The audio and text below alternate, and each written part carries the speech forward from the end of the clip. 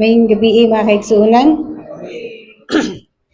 May pang wala may mag-istorya ganina nga nai-save sa notes ng mga message kay pakalit-kalit yun di ay. Okay, so daghang salamat sa awit nga gi halad para sa atong buhi nga Dios nining adlaw igpapahulay na kay Biyernes naman og kanang nagsalop na ang adlaw.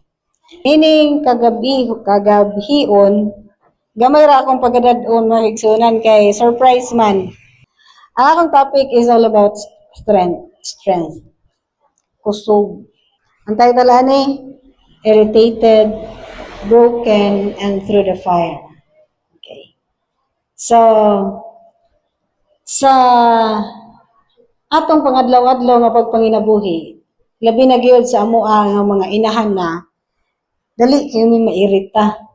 Dali jud kayo mairita.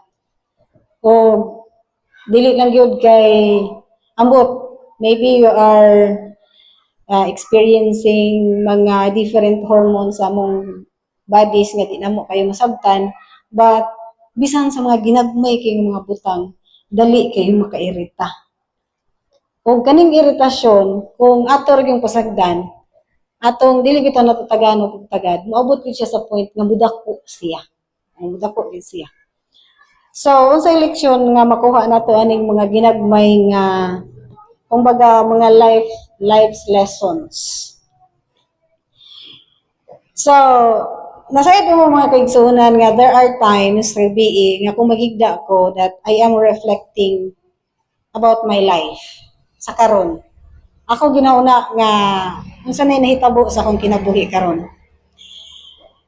I am examining asa ko gikan unsa naron ang akong nakabuot sa kinabuhi.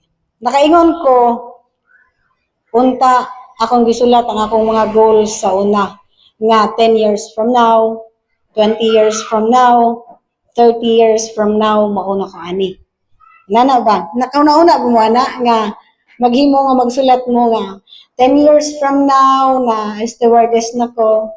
20 years from now, nakapalit na ko, nana ko ikaw galingong kuan.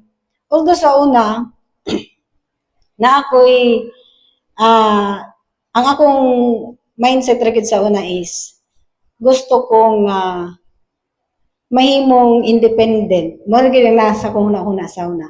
Gusto kong kung magkuan ko, independent na gid ba? Nga diri nako, nakoy trabaho, mga ina na ang akong kuan. Pero mao gyud akong gusto nga gina-envision ako sa una, but wala siya mahitabo. Nahimo kong housewife. Wala gyud na ako magamit ang akong although nagamit na ako mga early years na ako nga pagkuan nag-teach ko sa una, pero pagbalik na mo diri Cebu, dili na gyud siya musugot nga mag-apply ko diri. Dito sa Romblon, nagatudlo ko dito sa una. So, dili gyud siya close sa akong gi-envision sa una ang akong kinabuhi karon. But ang akong pag-envision nga ang akong anak isa or duha ra natuman na siya. Nga ang akong anak maura ni dili ko ganahan nga masama ko sa akong mga ginikanan nga perti gid namong daghana, nga perti gid namong kuan na gid sa kadaghana mo nga liyo sa among kalisod. So naghandom ko nga kung maminyo ko ang akong anak is it's either usara or duhara. So, wala sad ko kadungog nga naay mo ingon nga my life is exactly the way I thought it would be. Wala gyud tawo siguro nga nakaingon ana nga gi-envision nimo ang imong kinabuhi nga 20 years from now mo nakaana.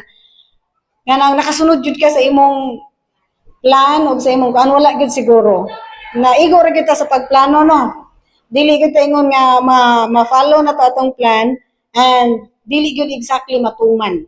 So, kung unsa may atong gi-envision. So, whether you have had success or endured disappointment, your life is a collection of experiences. Atong mga experiensya sa kinabuhi. And experiences comes in many forms. Ningon bitaw ko kay Chulip at one time. Mura kong go back sa akong memory lane. Tinaanak ko niya nga, kabalo ba ka Chulip nga, na ako'y ugali nga, malipay ko kung nahibagyo. Ingat ko siya nga, say ko ka girl. Kaya nga nang malipay ka kung nahibagyo. Nangatana siya nako nganong malipay ko kung naibagyo. Nana pa kasaya nga malipay ko kung naibagyo. Actually ang among balay sa una nakaagi mi nga kanang na-wash out mi sa tidal wave ang among balay. But bisan pa bitaw nakita na ko nga naglutaw na tanan among mga galon, mga kuan, bisan pa kay naano man ang tubig, ba, pero among balay nagbahirig na. Nagya po sense akong kanang dughan nga wala bitaw ko mag-uul kundi nalipay ko nga nagbagyo. Every time nga naibagyo deep inside, dili ko mahadlok. Kanang murag okay ra, malipay ra ko nga naibagyo. Iyo kasi nga say ko ka siguro kay nga nung malipay ka kung naibagyo. Ano ko niya, kabalo ka kung ano, because after the storm, pagkanindot yun sa weather, murag ulay na hitabo. Di ba? Pagkahuman sa bagyo ba, pertigyong nindutan niya, kanang paminaw bitaw na ako, murag pagkalimpyo yun sa kalibutan, murag kalimpyo sa hangin, kablo naman lang yun sa kalangitan, murag wala yun na hitabo. Inana ba, after the storm, pagkanindot yun tanawon sa kalibutan, nindot kayo ang siga sa adlaw. Yan, yun siya na ko nga kaano. Sana ko nga, nakasuway ko nga, matulog ko sa, ano pa ko niya, century-old Talisay tree. Tinawag bitaw na mga kaigisuna, nami century-old Talisay tree sa mua. Madaghan kayong mga aninipot nga nagalupad-lupad. Pagbalik na mo dito, wala na aninipot. Ambot asa na sila karon. Pero daghan gyud kay sa una nga kuan nya matulog mi gumikan sa bagyo wala mi balay kung asa rin ito na yung mga init-init nga punuan nga kuan dito ra mi matulog kay wala na wash out man ang among balay nagbahirig naman so mas delikado kung dito mi higda kay basi matotally damage og nasad mi time sa una nga bisan wala maguba among balay na may lubi nga kanang murag mukis among atok ba may posibilidad nga matumba siya so papahawaon na mahawa na daan mi. Kaya kung bagyo, mag-anaan, magsayaw-sayaw nga ng lubi. Kaya so, inana na siya ang kuana mo sa una sa gagmay pa mi. Elementary days man ako. So, atong tan-awon, unsay mga gialaw sa Ginoo sa atong kinabuhi nga mahimo ta karon, ma-shape ang atong kinabuhi sa makaron, sa atong gumikan sa atong mga experiences. Na nakasuway na ba mo nga naagi mo'y tao nga gikalagutan kanang mairita gyud mo niya makakita pa lang mo sa iyang naong naagi siguro no kanang idong pagkakita pa lang gyud mo sa iyang naong maglagot jud ka bisan wa siya gihimo wala gyud siya gibuhat ng mga dautan pero maglagot jud ka so ningon bitaw nga naa jud tay special person nga dili gyud nato gusto maglagot jud ta bisag unsa pa nato bisag unsaon pa ang ilang kuan ilang gibuhat na ako'y classmate sa una nga, pagkahinhin naman lang yun niya, bisan nun sa yung misulti, di ko masuko, maglagot yun niya kay, di ko siya masuko. Di ko siya masuko. Makaingon lagi ko nga, kalagot naman lang yun niya, uy, ganun, di ko na siya masuko, pero naglagot yun niya magtanaw. Kaya nga no, ningon jud ko ato niya sa una nga, ngano di man jud ka masuko love, kay love man ang iyang kuan, ang iyang nickname. Yun siya nga, kay naanagay siya experience nga namatay siya pagka-dengue. Pero nabalik siya. Namatay din siya bagay. Declare na din siya sa doktor nga patay. Pero nabalik siya. Mao to nga, gingon siya sa iyang mama nga, nabalik man kag gihatagan man kag chance sa Ginoo. Pagpakabutan na yun, bisag unsaon pa kanila, bisag ka magpakabut, di na jud ka musukol. Di na jud siya musukol, maglagot na gadinuon ko niya nga, di na jud siya musukol. Kay perti na gud niya, musugot na lang yun siya, bisa gawayon ni mo siya. Muingon na lang yun siya nga, ay, wala, uy, kalain nila. Mo na rin ba kung kalagot, gud, uy. Makalangit, gud. So, naagad siguro, no? Pero nang nadagko na nakuan na, nawala bang po akong kalagot niya. Kanang nadugay na, pero katong first year high school pa ko, lagot ko kay ko niya, ay. Maglagot siya ko niya magtanaw, yung lihok, maglagot siya ko niya. Nang manamig college, makita mi dili naman magkuyog naman ming duha. So karon gani minyo na siya na siya sa parang na siya sa may Rizal siguro ron. So nakita ko na yung tao nga muana gyud nga kanang makalagot gyud ba. Na I have been praying for my life's little irritations. Daghan kay kog mga irritations kinabuhi. Ako ginang giampo sa Ginoo nga ma-overcome nako ang akong mga life's irritations. Kay mo ni siya giingon ako diri nga irritated, pareha ganina nasuko jud ko ganina sa balay. So, irritation start out small. Paano na siya sinugdanan gamay. If they are not dealt with properly, however, they can become sore spots in our lives. Mahimo na siyang dagko o bati na gid siya. So, nayusa ka example sa irritation kay gunsa nato siya pag deal sa atong irritations. Example ani ay ang pearls. Kailan man mag pearls no? Perlas. So pearl are a good example of irritation that has been dealt with by the recipient. Gigunsa niya pag giyang gikuan ba iyang giatubang ang iyang irritation. Dili kay iyang yung gipadayon nga gikuan. So there are cultured pearls na sa culture nga ibutang bitaw mismo ang kuan sa sulod sa clam. But most valuable pearls, ang kanang pinaka-valuable gid nga pearls, aside ba mo that ang iyang kinabuhi sa clam nara na siya sa dagat. Nara siya sa dagat nga naghingo ra sa iyang mga gipang kuan lihok-lihok diha ang clams. Usually naara gyud na nagstay ra gyud na siya diha. So, the clam is just floating along in the ocean when a grain of sand becomes lodged in the soft tissue. Makasulod dito siyang kuan. Kaya usually ang clams ani magngangar biya ni sila. Magngangar ni ang clams. Kung ano sa'yo makuha nila, pagtakop mo ilang food. So, na yung mga sand o mga pino kayo nga yuta nga makasulod sa iyang pinaka-soft tissue. So, to protect itself, the clam secretes a substance called nacre. Nacre siguro ni ang pag-pronounce. Which coats the grain of the sand in concentric circles. Yato, kaya protection na iyang kaugalingon. The result is a beautiful, round, iridescent pearl. Ang resulta, ana. So, naro ito nakasulod nga gamay dito. Kumbaga, naigamay nga irritation nga nisulod dito sa iyaha. But, ang clams, nahimo niya nga, ang resulta mahimong nindot kaayo, usa ka valuable nga perlas. Gikan sa gamay kayo niya nga irritation sa iyang kinabuhi. So, daghan kayong mga panahon, so many times nga, gusto na ko i-expel ang mga irritation sa akong kinabuhi, o wala na ko gialaw ang Holy Spirit sa pag-process situation. Nga, kung unsa man ang akong mga irritation, mahimo unta into a precious pearl. May daghang mga panghitabuan na nga, wala na ko gialaw ang Holy Spirit to work within me nga ang katuntang akong irritation ma-turn into positive. So nasayod ko basi naasad parehan ako ninyo nga nay mga irritations nga dili ma-dealt with dayon ang resulta imbis unta nga positive mahimo na lang hinuon nga negative. So mo na siya magigsunan. And next is brokenness. Aside sa irritation, na brokenness. Bawat usa nato nga mga Kristiyano, bawat usa nato nga mga sumusunod ni Kristo, kinahanglan nato moagi og brokenness. Kinahanglan maka-endure ka sa ginatawag nga brokenness.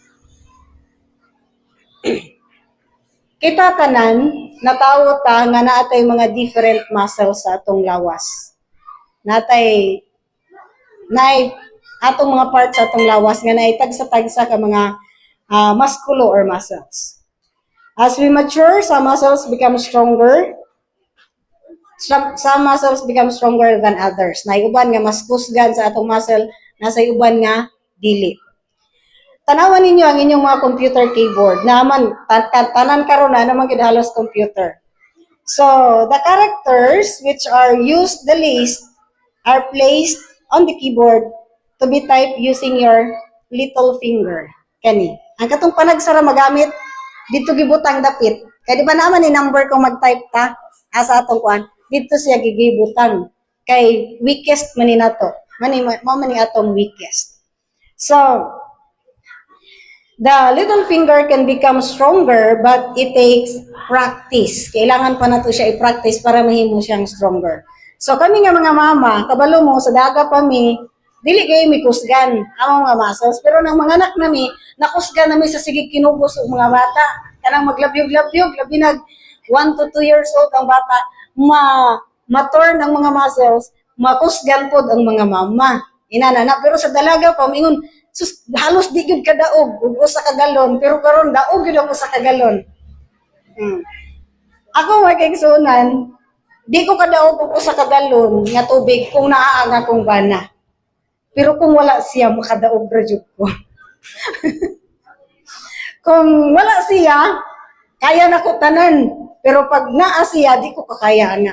Mayroon ko nga, ay di ko kakaya ng galon, uy, ikaw alsa ana. Ikaw butang sa dispenser ana, kaya di ko kakaya. Ay na ba?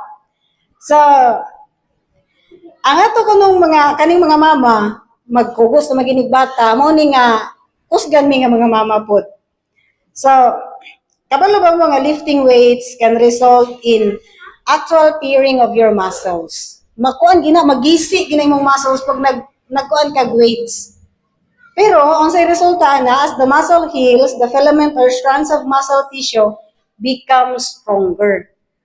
While nakuan siya, di ba kung mag-exercise ta, kanang pamaulan gyud ta ba pagkahuman ba sakit gyud atong kalawasan, pero kung atong ipadayon ang resulta na mahimutang stronger, mahimutang mas kusgan.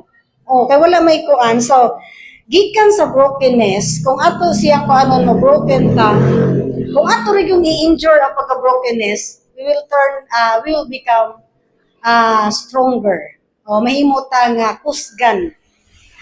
Just as the muscle must be broken to gain strength, God allow brokenness in our lives so that we can gain spiritual strength. Para na atay espirituhanon nga kakusog. Most of us are concerned with getting out of the situation that we fail to see the hand of God. Kung naa na ganitay ginatawag nga sitwasyon nga murag ka kuan gyud, mugawas na lang ta. Dili na lang nato kuanon. Dili na lang nato atubangon kay mulikay na lang ta ba. Mulikay na lang ta. But kung ato yung i-injure ang brokenness nga atong gipangatubang, ang resulta di ay mugawas ta nga stronger, unya mas isog na gyud mga tubang sa mga hagit sa kinabuhi. Dili na kay weak nga gamay ra kayo nga makita nato nga problema, mutalikod na dayon ta. Mubiya na dayon ta sa atong pagpangalagad. Gamay kayo nga mga challenges sa atong kinabuhi. Makasusubo bitaw tanawon nga ang atong mga kaigsuonan usahay, makita nato ba nga gamay kayo nga kahiubos sa iglesia. Naray usa ka tawo nga mahiubsan sulod sa iglesia, di na gud mosimba. Kumbaga muna pa lang to kumbaga naaray na iritahan nga usa ka tawo sa iglesia dili na mosimba. Naaray nasulti ang speaker nga nakapasakit sa iyang kasing-kasing nga wala man tuyuha sa speaker kay wala may giingon nga kuan, dili na mosimba kay moingon nga siya may giigo. So dili mo allow bitaw og change, dili allow ang Holy Spirit nga maglihok. Imbis nga himuon bitaw nga atong imbis nga yung maling gitawag nga mo sa una nga constructive criticism. Imbis imong dawaton isip usa ka constructive criticism, wala na hinuon kay ang Ginoo na gyud. Ako ra man gyud nakita ani nila. May nana ba? Ako klaro kaayo nga ako ra gyud gitumbok ani. Klaro kaayo nga kanang selective ang iyang pagkadala sa mensahe. Ako ra gyud ang iyang gikuan kay nakabalo siya sa akong sitwasyon karon. So dili biya na maingon ana mga kaigsunan. Dili dayon kay gamay kayo nga irritant sa atong kinabuhi, muhawa na dayon tas pagpangalayad sa Ginoo. So, if we would learn to rest in God during the brokenness and let our spiritual healing takes place, pagkanindot sa resulta ana kung atong i-allow ang Ginoo. So, kana naman through the fire, daghan kay nato karon ang gitawag nga ang ilang trial sa kinabuhi is dili nato masabtan unsa gid kabugat. Ang ato no kay mostly mingon na ta nga ay kuan ra na pero there are some nga nawad-an sila og mahal sa kinabuhi, So dili na to nakaingon sa ko pagbasa nako aning akong kuan nga nagay mga challenges sa atong ubang kaigsuonan nga dili pareha kabug-aton sa ato ang gipangatubang karon. Sama anang usa ka maghimo og kaning mga nakakita ko ani sa Facebook kana bitong murag na sila yung metal nga ibutang diha sa kayo tapos maka-form sila og mga vase, no? Kanang nindot kay tanawon ba satisfying kay tanawon nga katong murag bakal ilang ikuan dito sa kayo tapos maka-form din sila og mga vase. Murag ingon ana ang uban sa atong mga kauban sa iglesia. Ang uban kasi na nato nga ingon ana experience ba nga grabe kabugat. They are going through a blob of fire.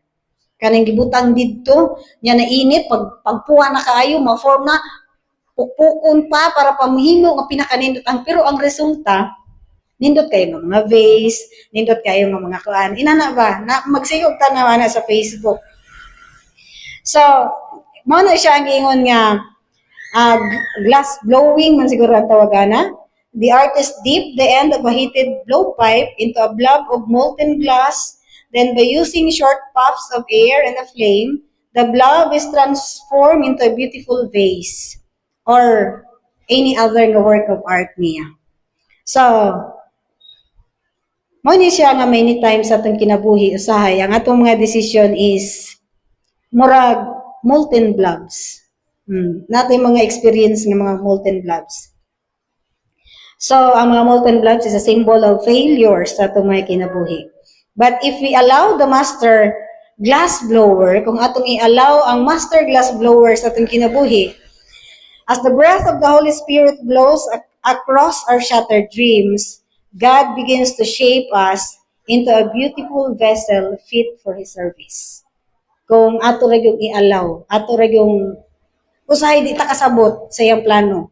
Pero kung ato ra yung bisan bugat kayo i-allow ba, bisan bugat kayo dawaton, kung ato ra yung tugutan ang ginatawag nga ang pag-guide sa Ginoo.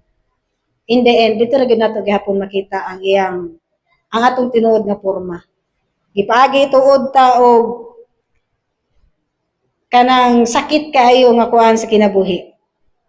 Kabalo ba mo so many times I failed to recognize God's work in my life. Daghan kayo. Bisan pa maingon siguro mga gayahay ra ni Sister Mona, nara sa balay, nya wala kay trabaho, nagkuha sa mga bata, murag makaingon mo ba? But there are so many times that I fail to recognize God's work in my life. So, na ako'y daghang mga irritants sa akong kinabuhi. And also, dali ko mo surrender sa mga soreness sa akong muscle kung naanay kumbaga magisi na ako ng mga muscles. Usahay mag-anxiety usahay. Kaya hindi ka tulog, magsige hunang-huna. Sa mga gagmay kayo mga problema. Sa umaabot, kung siya mahitabo sa mga umaabot. So, bisan pa ingon ana, usahay moabot pud sa akong kinabuhi mingon ko nga unta magamit ko sa Ginoo nga mahimong tanan nga mga problema nga akong gisagubang sa kinabuhi will turn into a beautiful pearl. Nga mahimo kong ang resulta makahimo og nindot kayo nga kuan sa akong kinabuhi. Dili lang kay sa ako kundi sa akong sa mga tawo nga nasa akong palibot. Nga mahimong kuan ba? Mahimong tawag ana lesson. So, gamay ra kayo akong gidala nga kuan magigsunan. Na ako sa 2 Corinthians 12:9, my grace is all you need, for my power is the greatest when you are weak. So, mao ra to mga kaigsunan og happy Sabbath kanatong tanan.